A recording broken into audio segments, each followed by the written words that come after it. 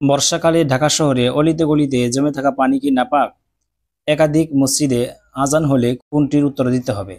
দাড়ি কাটা মুয়াজ্জিনের আজান ও ইকামত কি হারাম? মাহমুদুল হাসান প্রশ্ন করেছেন যে বর্ষাকালে ঢাকা শহরে অলিতে গলিতে যে পানি জমে থাকে তা পাক নাকি নাপাক? এ পানি শরীর বা কাপড়ে লেগে গেলে কি করণীয় এবং তার হুকুম কি? এই ধরনের জমে থাকা পানি থেকে সাধারণত নাপাকের দুর্গন্ধ চলে আসে এবং পানির রং পরিবর্তন হয়ে যায়। যদি এমনটি হয়ে থাকে তাহলে এই পানি নাপাক ধরা হবে এবং এই পানি শরীর বা কাপড়ে লেগে গেলে নামাজ পড়তে চাইলে অবশ্যই কাপড় এবং শরীর পবিত্র করে নামাজ পড়তে হবে। 2 নম্বর প্রশ্ন করেছেন যে শহরে এবং গ্রামে মসজিদগুলোতে একের পর এক আজান হতে থাকে, এগুলোর মধ্যে হতে কোন মসজিদের আজানের জবাব দেওয়া জরুরি? প্রথমে যে আজান হবে সেই আজানের উত্তর দেওয়াটা সবচেয়ে উত্তম।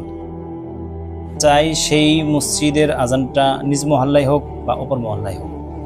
তবে যদি একসাথে অনেক আজান হয় তাহলে আপনি যেই মসজিদের মহল্লায় নামাজ পড়বেন সেই মহল্লার মসজিদের আজানের জবাব দেওয়াটা সবচেয়ে উত্তম। সঞ্জিদ প্রশ্ন করেছেন দাড়ি কাটা মুয়াজ্জিনের আজান ও ইকামত দেওয়া কি হারাম?